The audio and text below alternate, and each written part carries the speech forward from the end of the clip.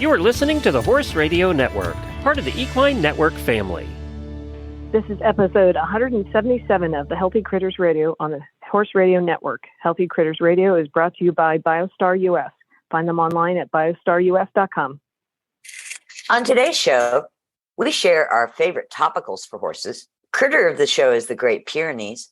In Critter Nutrition, we help you choose the best poultice for your horse. And in Coffee Klatch, we ask, who is your favorite movie, TV, or cartoon dog? Join us.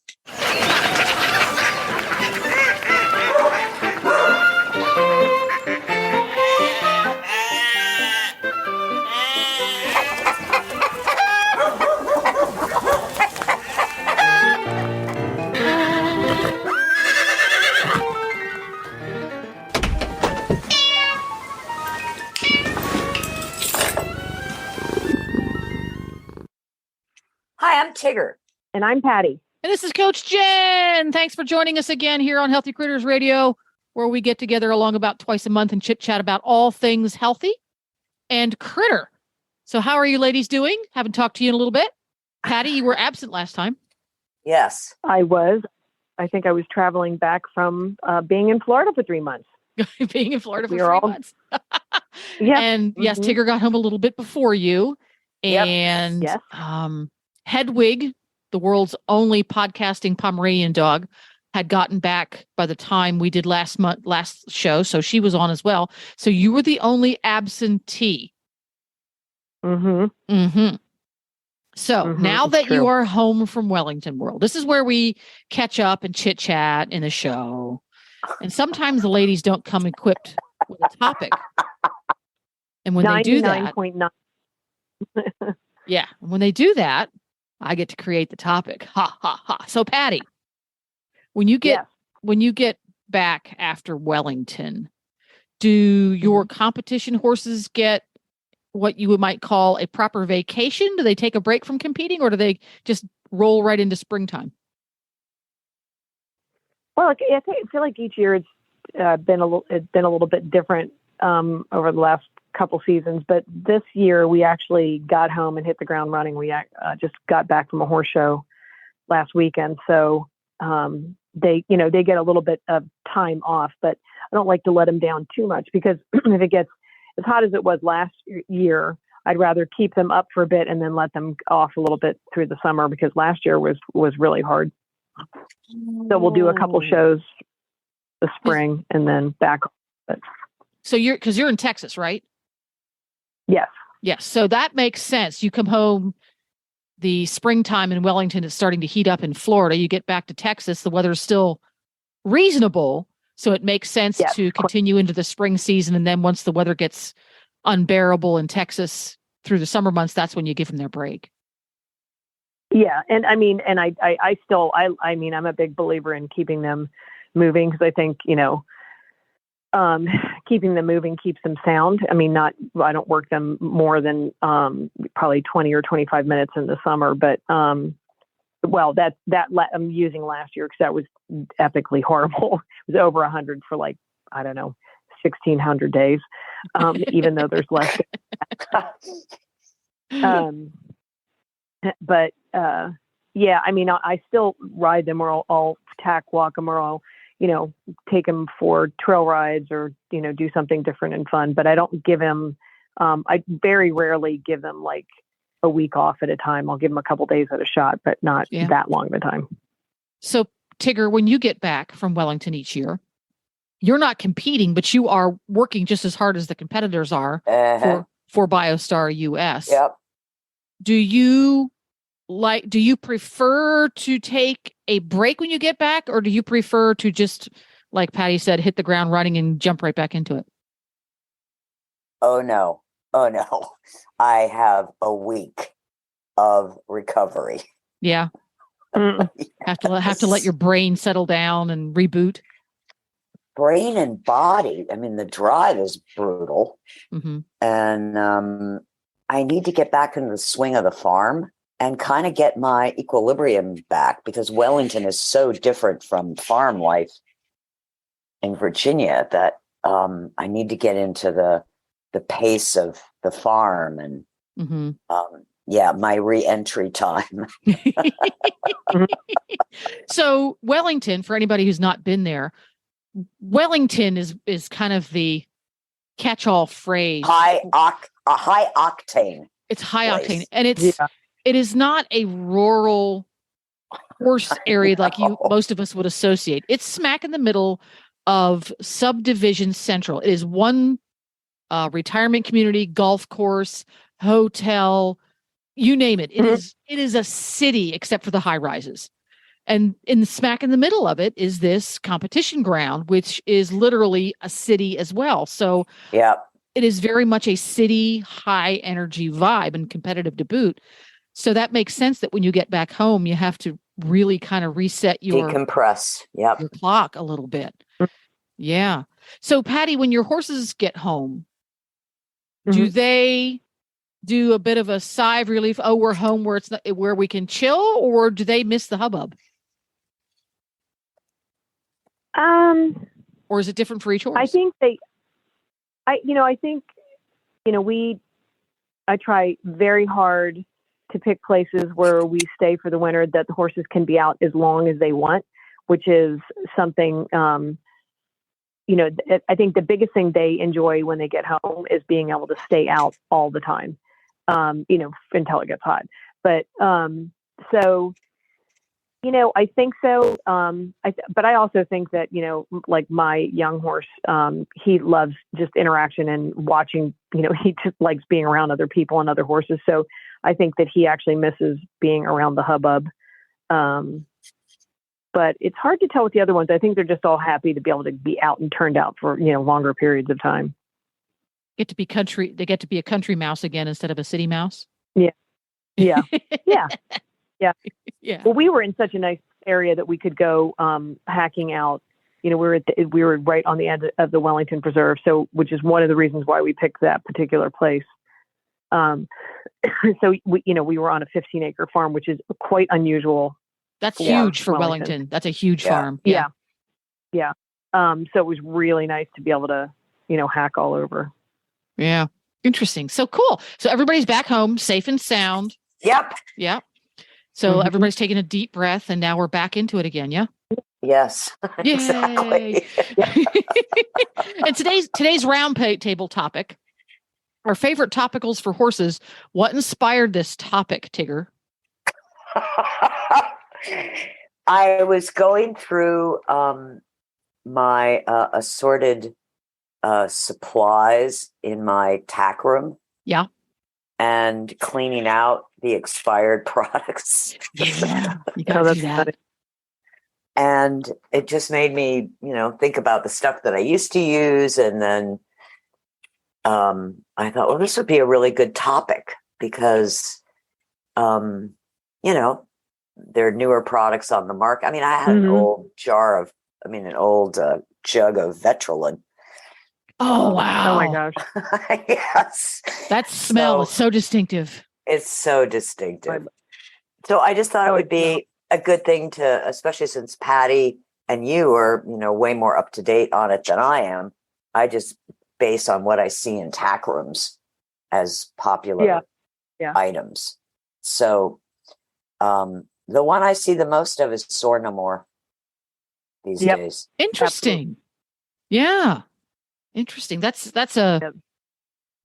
one of those products that's been on the market for, I bet you 20 going on 20 years, but it's finally come into its own. Yeah. And I think since they made their, performance liniment they had one or two ingredients in the classic liniment that were not FEI legal. And so that they now offer, two different kinds, which that was a really good move on their part. Mm-hmm. So, that's what in terms of liniment, that's what I see the most of. Interesting. Do you have a favorite liniment, Patty? Probably Soar No More. I am fortunate. I have a MagnaWave machine. So a lot of times if I have horses that are sore, if I don't, I go to that first.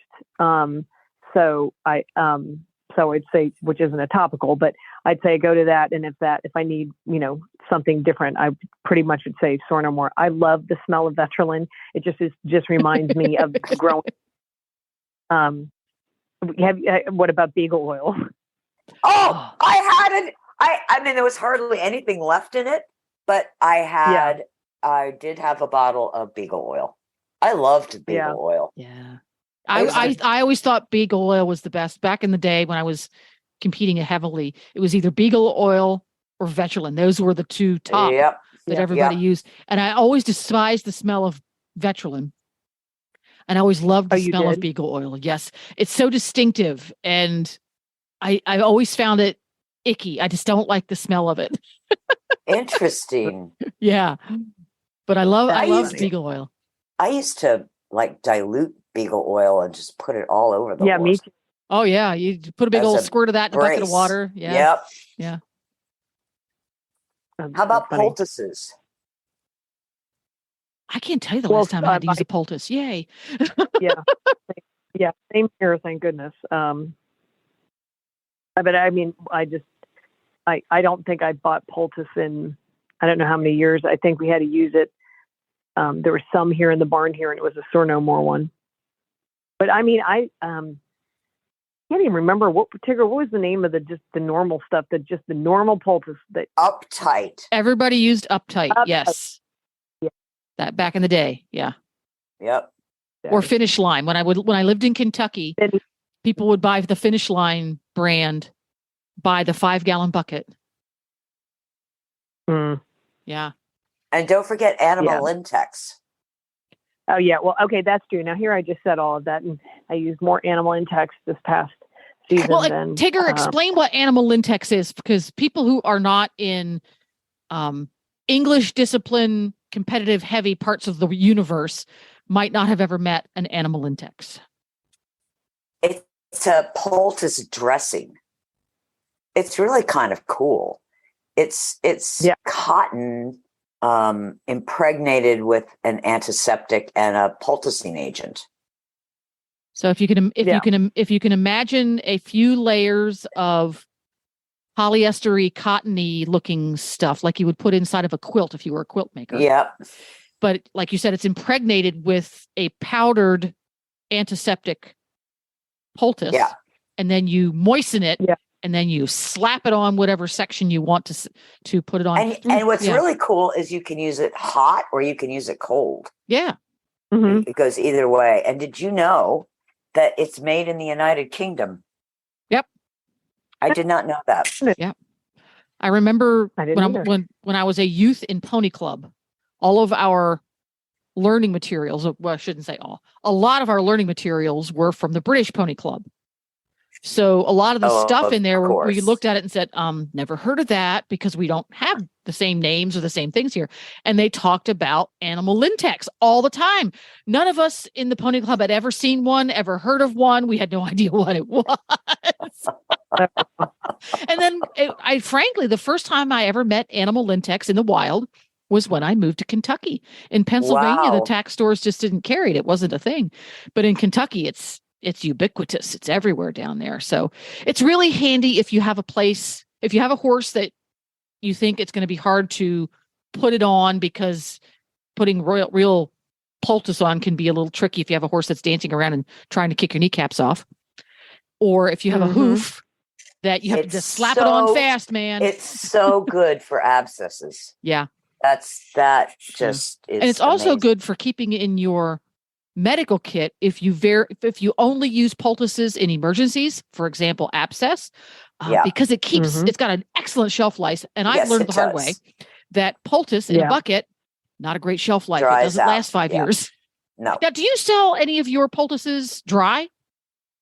We used to. Oh, you don't anymore? No, because nobody wanted it. Yeah. It's like, no, I just want it already made. Yeah. Yes, maybe you should come up with a way to make your own version with your poultice that's been impregnated into the little thing, and then in a little package. I'll buy one. You figure that out. If you could find yourself some non-GMO cotton and yeah, exactly. Well, I'll work on that, Jennifer. You're welcome. Well, yeah, I'm here for ideas, man. How about shampoos? Oh, shampoo. Oh. See, I don't use shampoo that much anymore because since Nigel decided he didn't really need to sweat anymore, I tend to not use anything on his coat except water. Yeah. Just to preserve whatever health is in there. Yeah. And back in the day, if you were really hoity-toity, I'm going to reveal my ancient redneck roots here. If you were really hoity-toity, you used baby shampoo on your horse. Oh yeah. If you were just regular redneck redneck folks, you used laundry detergent on your horse. I used Orvis. Yeah, Orvis was for show people. Still make that. But you remember you would buy the thing and you'd have that tub and you would have it forever. And then all of a sudden it got kind of goopy and gross in the middle of the summer, and you'd be like, it needs to get cold because I don't want to stick my hand in there. Yes, it very viscous when the weather was hot. Yeah. Nasty. Yeah. Yeah. So funny.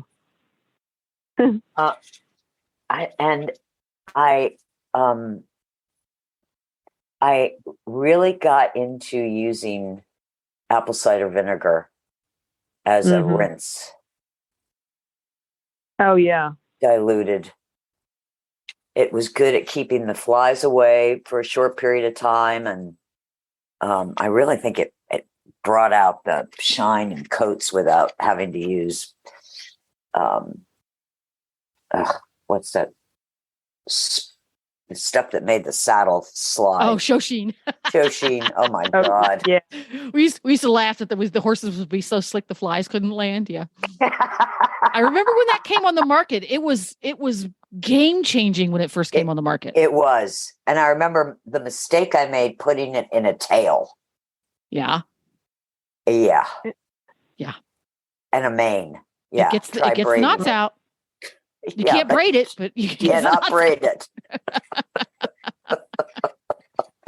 There's one governing body in endurance. It's called the North American Trail Ride Conference at ATRC.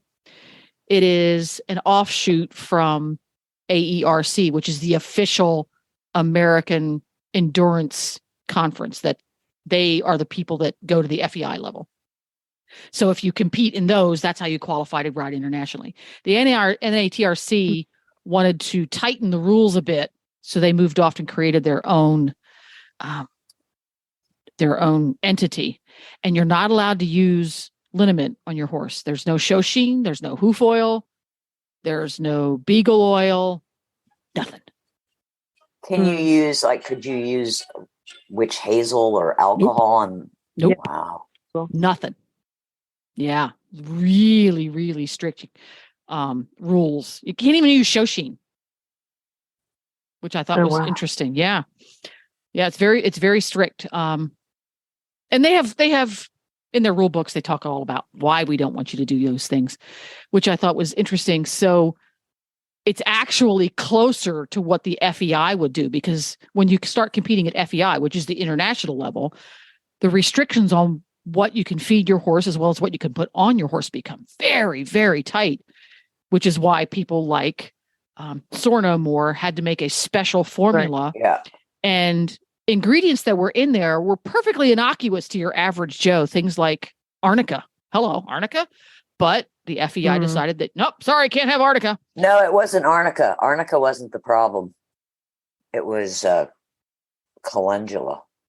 Which I think... And calendula was the problem for the USEF. Yeah. The USEF is way more strict than the FEI. Yeah. Way more. Yeah. So there you go. And calendula is, I think, marigolds, isn't it? Yeah. I mean, it's been used for wound healing for 1,000 years. And that's something I used. I haven't used it in a long time. I have to look if any of our local stores carry it. Marigold spray. Equines marigold spray. And it went off the market for quite some time because the powers that be that you are so familiar with, Tigger, being in your business, she called it fly spray because it did repel flies. They got all excited because there's no Right. there wasn't any paid for research that said it repelled flies. Right. So she had to repackage everything, and it was a hot mess. But I used it not so much because of the fly repelling properties, which was nice, but boy, is it nice for their coat, and it doesn't have all the nasties in it. Exactly. Yeah, I'm gonna have to look that up. Clean product. Yeah, I'm gonna have to look that up for Mr. Nigel, because his coat does get kind of dry and sunburned. He lives out most of the time, and he loves to be. He was a chinchilla in a former life because he really loves himself a dust bath.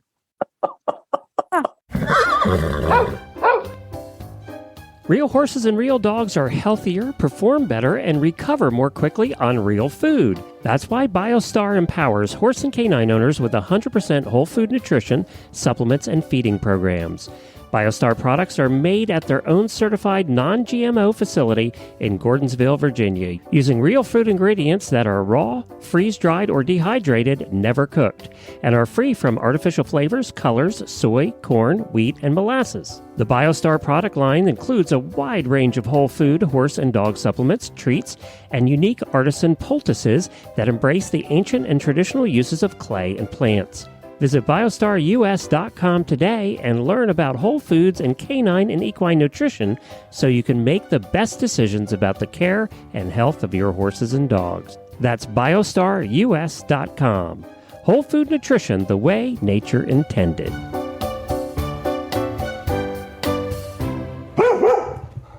And speaking of taking good care of coats and scratching your head on how to do that, the critter of the show, Hedwig took the month off, by the way, because she's on her way back from Wellington as well. The world's only podcasting Pomeranian. So we're going to do critter of the show. And the critter of the show is what? The Pyrenees Mountain Dog, which has quite a... Is it a Pyrenees Mountain Dog or a Great Pyrenees? Are they two different kinds of the dog? Or are they the same dog? Hold on and listen, and I'll share some info. Wow, it's mind blown, and we just started. Okay, just hold on. So the Pyrenees Mountain Dog is a livestock guardian breed that is originally from France, and it comes from the French side of the Pyrenees Mountains. It's a breed that's widely used for livestock guardian in the French Alps, protecting flocks from coyotes, wolves, bears, etc. We here in the United States call it the Great Pyrenees. I guess they were imported in around 1930, and they called it the Great Pyrenees, also being used for protecting livestock. The Great Pyrenees is a very large, white, heavily built dog, very handsome. I'm sure both of you have seen him. Tigger, I know you've seen him. Tigger, I'm surprised you've never had him. Me too. Part of the reason that I chose to do this dog is because, I have 7 chickens, and my husband wants me to get one to protect the chickens. So, and I just want everybody to know I said a hard no. Anyway, and not because they're not wonderful dogs, but males can be anywhere from 28 to 32 inches. That's big. Females anywhere from 26 to 36 inches. This is at the where they're like right behind where the neck ties into the back, but they can get up to 165 pounds. Oh my God. They are independence and protective nature. They are quite a popular household dog, not only because of its size, but it is the ability to protect all members of the family, and they absolutely adore children. They can be very wary of new people, but they're very common in the U.S. as a household pet, and also for being used as a livestock guardian purposes here.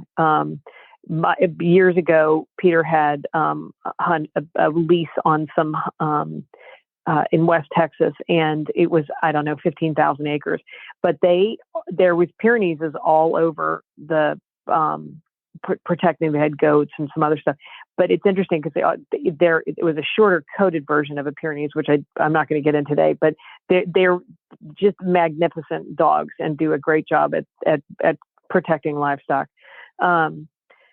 They're known to be very calm and well-mannered, but they can be a serious dog and known for great devotion to the family. They are generally truly trustworthy, affectionate dog, but if the need arises, they will not hesitate to protect their family or their territory. They're not known for attacking, but intimidating. And that's like what, a guardian breed is known for. They're not going to go up like a Doberman and try to attack someone in very rare cases, but they'll do things to intimidate. So if you're considering one of these Lovelace dogs, you must take that into consideration. Because of their size, they're not always easy for the average person to handle. So training is key. I've done a lot of research, and I've heard a lot of things saying that they are very hard to train. I found most websites saying that if you get them as puppies, they're quite easy and delightful. However, the adults can be quite stubborn. When considering this as a pet, to keep in mind that they're a large dog with a very, very thick coat that is meant to live outside during all different types of weather. So have you guys ever pet one? Tigger, I'm sure you have. Yes. Have you ever, their coat, it's a little bit like a sheep. Yeah. Yes. Yeah. It's very dense. Very dense. So that's something to keep into consideration. I could not find out if they're big time shedders or not, but I did read if when they're using them as a livestock dog, is that, obviously people that are doing that aren't out there brushing their dogs weekly, but it's better to not do it because it helps, keep the heat and the cold away, because the way that their coat grows. And lastly, one major thing to consider is they do bark a lot. That's how, that's the love language, meaning that's what they use. They use their barking as their number one form of intimidation. So they're always going to be on high alert just because it's part of what they are, even though they're really great affectionate dogs with the whole family. And it probably could make a really good, wonderful pet, but do a little research, because if I had put one in my backyard and it was barking all the time, I would have been really sad. So.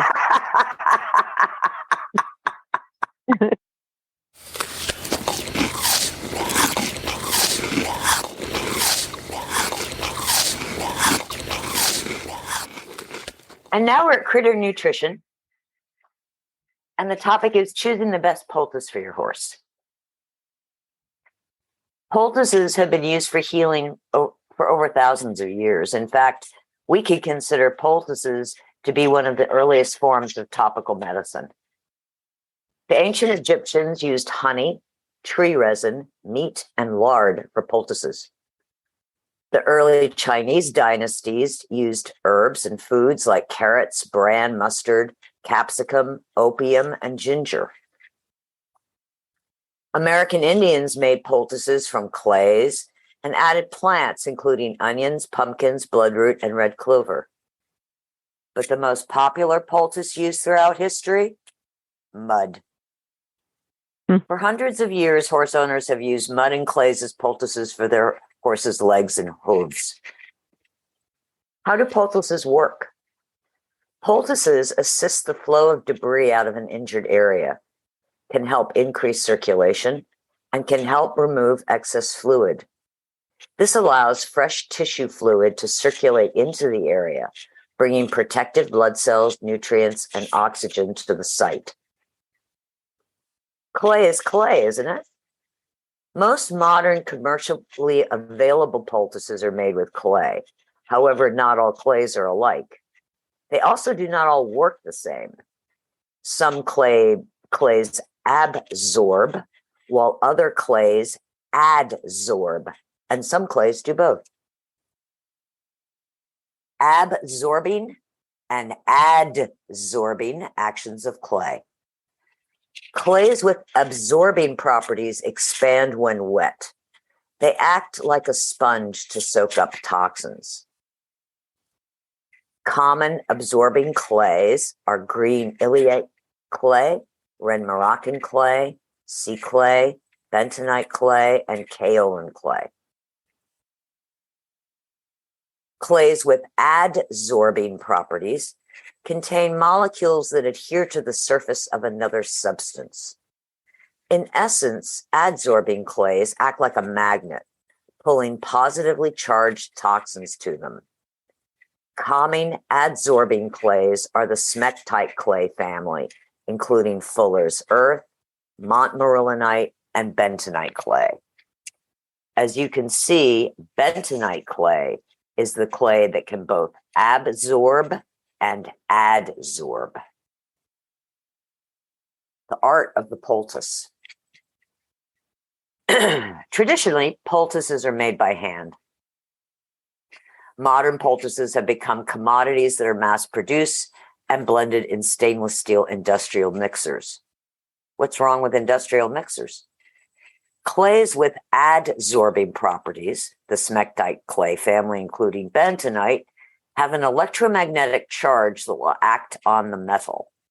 This reduces the action of the clay when applied to skin.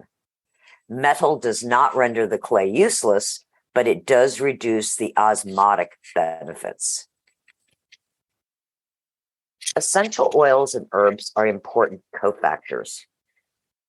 The right combination of essential oils or herbs can augment the healing process of an injury and be more beneficial than clay alone. If you need stronger anti-inflammatory or antibacterial effects, then choose a poultice that combines clay with therapeutic essential oils and plants. However, if you are using a leg poultice as you would a liniment or brace on your horse's legs after training, a plain bentonite clay will work. Blended clays.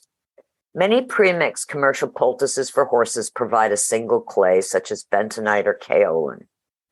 However, bentonite or kaolin clay can be blended with an absorbing clay like sea clay, Moroccan clay, or French green clay to increase the anti-inflammatory and rejuvenating properties these clays provide. Some clays, like bentonite, can be irritating to the skin if used alone, so blended clays are often beneficial for horses with sensitive skin. Wound poultices. The tradition of wound poultices goes back thousands of years. A wound poultice combined with antibiotic and antifungal medication can speed healing. For a deep open wound, use a wound poultice around the affected area, but not in the wound itself. Apply the poultice around the outside of the wound and surrounding tissues. Use topical antiseptic and antibiotics in the wound. A poultice for wound does not need to be wrapped. Just apply and let the poultice draw and then dry. Clean and reapply 2 to 3 times per day as needed. Often after 2 applications of poultice, you will see a noticeable reduction in swelling. For abrasions, summer sores, scratches, nicks, and bruises, you can apply a wound poultice directly on the area. You do not need to wrap. Hoof packing and hoof poultices. If you are treating a hoof abscess, you want a warming poultice to draw out the infection. You can make one at home with Epsom salts and bran mixed together with hot but not boiling water. The consistency should be like porridge. Use 2 tablespoons of Epsom salt to 1 liter of water and then add bran. You can add a few drops of tea tree oil for its antimicrobial properties. For this poultice, you do need to wrap to maintain the drawing properties. For sore soles, use a bentonite clay with another absorbing clay such as sea clay. Commercial poultices that contain arnica extract are beneficial for sore soles. Plantain leaf powder is a time-honored herb for sore feet. You can mix it with some dry clays such as bentonite and kaolin, add apple cider vinegar to get a nice thick consistency. Leg and muscle poultices. Poultices can be applied to a horse's legs after workout or competition to reduce strain and inflammation. Liniments work on the principle of cooling. Poultices work on the principle of drawing out fluids from an area. If your horse needs compression support, apply the poultice to his legs and wrap. You can use soaked brown paper over the poultice, then standing wraps. This prevents stocking up. If your horse doesn't need compression, just apply poultice to the leg and don't wrap it. Let the poultice dry and then either brush off the dried poultice or wash it off. One of the advantages of not wrapping a leg poultice is that you can turn your horse out with the poultice on, giving your horse's legs the additional circulatory support of moving around the paddock. The earth element of poultice. Clays are earth elements. Clay is created during the cycle of rock formation. The composition of clays includes macro and micro minerals and silicates such as silicon and oxygen. Clays such as bentonite are actually formed from volcanic ash. Animals and humans have a particular resonance with earth elements for healing. Earth elements act as purifiers, connecting us to the earth's forces and energies. Potters who work with clay often describe a spiritual connection and therapeutic result from working with clay. Applying a poultice can give us a grounding feeling, a connection with the earth. The clay is pliable, moving to our wishes. In our fast-paced and often stressed lives, spending time in the application of a poultice can be healing and rejuvenating to us as well as to our horses. Skin irritations. It's not uncommon to apply a poultice to a horse in hot, humid weather, only to later discover that it's caused a skin reaction. The fact is, single clay poultices can be harsh on the skin, especially for sensitive horses. That's a major difference between BioStar's artisan poultices and other poultices.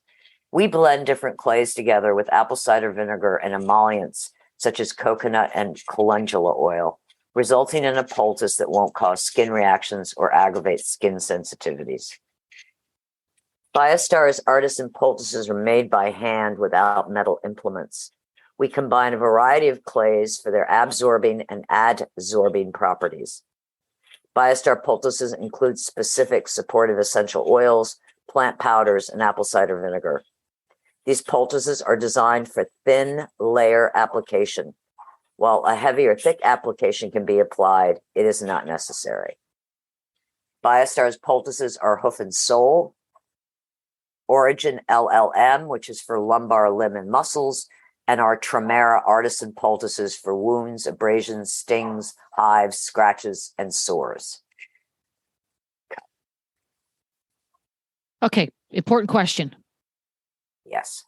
So for bug bites, okay, Central Florida, heat of the summer, nothing that comes out of a tub that's a topical product for a wound stays on a horse down here. It's too freaking hot. So I can use the Tremera for the myriad of little nicks and cuts and scrapes and bug bites that they get all the time. You got it. Awesome. Now, my next question is, when they go through long periods of not getting hurt, that does happen every so often. What's the best way to store it once it's been opened so it doesn't go dry again? And if it goes dry, can I just add water? A lot of questions.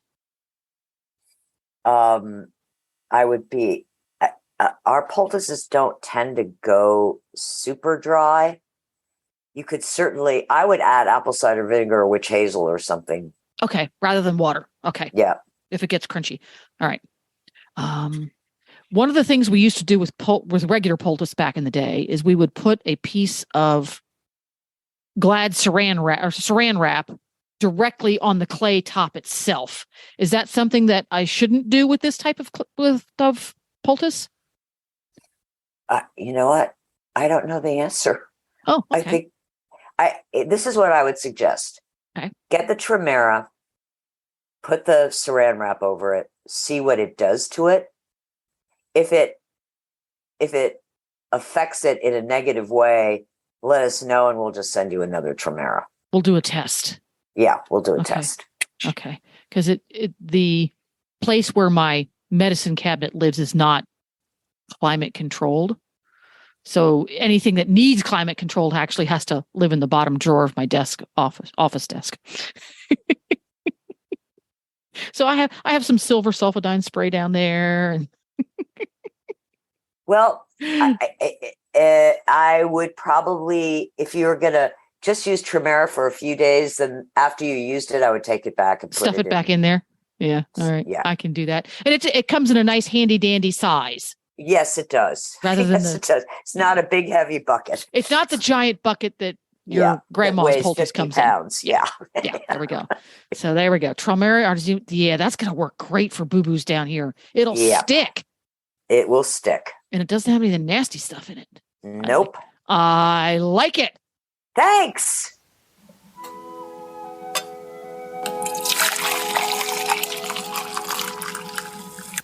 Our question today in Coffee Klatch is, who is your favorite TV or movie or cartoon dog? Patty, She hates it when you ask her first. I'm just like I don't watch cartoons. I don't know. Snoopy. Oh, That was my choice. You asked for it, Tigger. you Tigger, you walked into that. Okay. I That's did. so cute. I mean, Lassie Okay. crossed my mind. Yeah. Yeah, Lassie. God bless her. And I did think of Scooby-Doo.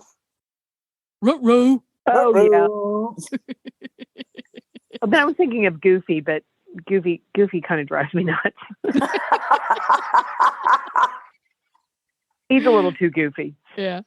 He's a close talker, Goofy. Yeah. Yeah. Jen, how about you? I have so many. Oh, wow. So many. So funny. Underdog. Because of the song. Yes, Speed of course. lightning, power of thunder. Riding on rob and plunder. Underdog. Yes, most because of that. Our family liked the Underdog cartoon so much that his gal, he had a crush on the local news reporter who invariably showed up wherever he was causing trouble. And her name was Sweet Polly Purebred. And we named one of our ponies Polly Purebred. Oh, that's cute. Aww. And she was a mutt, which made it rather ironic. So that's one of them. Let's see what else. Rocket J Squirrel. Rocky the Flying Squirrel. That's not a dog. It could be. That's not a dog. It's okay. Rocky J Squirrel. He's awesome. Yeah, but I love Rocky. Yeah. One of my favorites. But he's not a dog. That's okay. Yeah, she's just mad that you said it. Who is your favorite TV, movie, or cartoon dog? It's okay. Rocky J Squirrel could have been a dog. He's awesome. However, from that show, there was a great dog. Sherman. Not Sherman. Mr. Peabody. Mr. Peabody. Mr. Peabody. See, I liked Rocky better because Mr. Peabody was just a little bit snarky. Yeah, he was. Just a little bit snarky. Now he was the smartest creature on earth, according to his biography. So he was allowed to be a little bit snarky. But I respected Rocket J Squirrel because his best buddy Bullwinkle was the ultimate screw up. Doofus. Ultimate doofus. And he never talked down to Bullwinkle. He always had Bullwinkle's back. And I liked Rocket for that. Always. Yeah. Absolutely. And I loved Tramp from Lady and the Tramp. I didn't like Lady so much, but I really liked Tramp. I came late to the Lady and the Tramp thing. I never saw that when it came out in theaters. Now, Up. Famous movie with dogs. The best dog. Doug. Ever. From Up. Doug. Right? Yeah. Doug from Up is pretty darn special. Squirrel. Good. Yes. He really upped the game for animated dogs. Absolutely. Yes, for sure. Absolutely. And I mean, is there anything more classic than Old Yeller? Oh, saddest movie ever. Saddest. Yeah, movie ever. Don't watch that movie with your children, people. No. They'll be damaged for life. Yeah. And The Yearling. Wrong titles. They need to have trigger alerts at the beginning of them. Yeah, true. And Rin Tin Tin. Don't forget Rin Tin Tin. Oh, I hadn't thought about that in a long time. That made German Shepherds really popular. Yeah, it did for German Shepherds what the Dalmatians did for Dalmatians. Yeah. Mm-hmm. I never liked 101 Dalmatians. It's got a kind of a creepy thing going, doesn't it? That undertone of I'm going to make those puppies into a coat. Yeah. No. Yeah. All I could think of, I remember growing up, 101 Dalmatians, was that poor mama dog. Oh! That's all I could think of. Is how did she do that? That poor mama dog. She didn't have all those puppies. Well, they didn't explain that clearly in the movie. Corella had bought all these puppies. They did not explain that clearly in the movie, so I was damaged. That poor mama dog had to whelp 101 puppies. Oh God, That's funny. I actually watched the animated remake of it. Was there an animated? no, it was a live action. The live action remake of it, and the mildly creepy, gonna make him into Coates undertone. I could tell that they were trying to kind of push that away from the storyline. It was even worse. It didn't work for me. I'm just ruined. I'm just ruined. And I love me a Dalmatian. Yeah. Mm-hmm. They're great dogs. Yeah. One of my good friends has, I think, 3 of them. 3 Dalmatians. Wow. They're just so cool. Yeah. Yum, yum. Yeah. What they do. It's what they do. Yeah. Uh-huh. Well, Snoopy is the coolest beagle on the planet. Yes, he is. I remember watching the Charlie Brown Christmas special. Of course.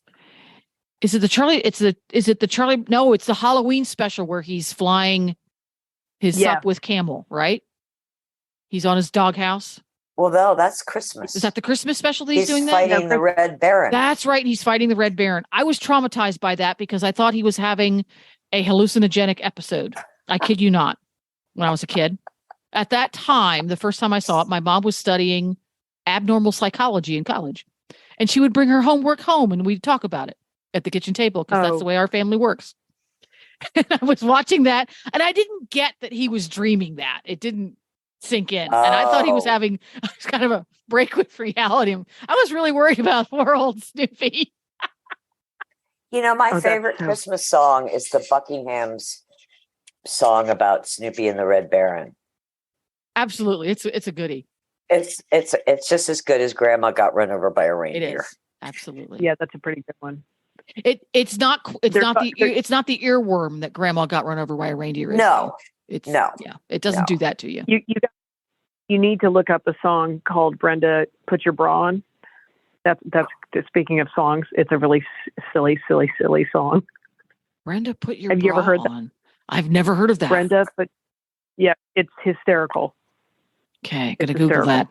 I love me a I love me a good earworm. Love me a good earworm. There we go. So if you have a favorite cartoon dog or squirrel, I'm putting that out there. Or TV or movie dog. Or TV or movie dog. We want to hear about it. Go on over to Facebook. Healthy Critters Radio on Facebook. Yes, the podcast has its own Facebook page. Yes, it does. And tell us about it.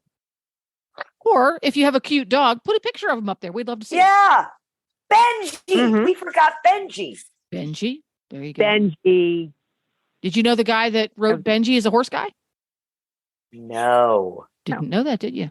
Look him up. No. And we forgot The Incredible Journey. Oh, that was terrifying. Those poor dogs. And the cat. And the cat, yeah. Yeah. I didn't think the cat pulled his weight. I didn't. Well, who's surprised? It's a cat. You're right. They were making it accurate. Good point. Yeah, Never thought of that till now. Very good. Or point. that slobbery dog with Tom Hanks. Turner and Hooch. Yes. Turner and Hooch. Yeah. Oh, the slobber. Ugh, can't do the slobber. Sorry. Yeah. I can't well, folks, we're going to wrap it up for today. We're going to come back again in a couple of weeks. Talk about horse things again, healthy critter things again. If you've got topics you would love to hear us cover on the Healthy Critters Radio Show. Yeah, post it on our Facebook page. Post it on the Facebook page because we talk about all things healthy and critter. And that covers a lot of ground. So we would love to hear about it. Yes, it does. Yes, it does. So we'll see you next time, folks. Okie doke.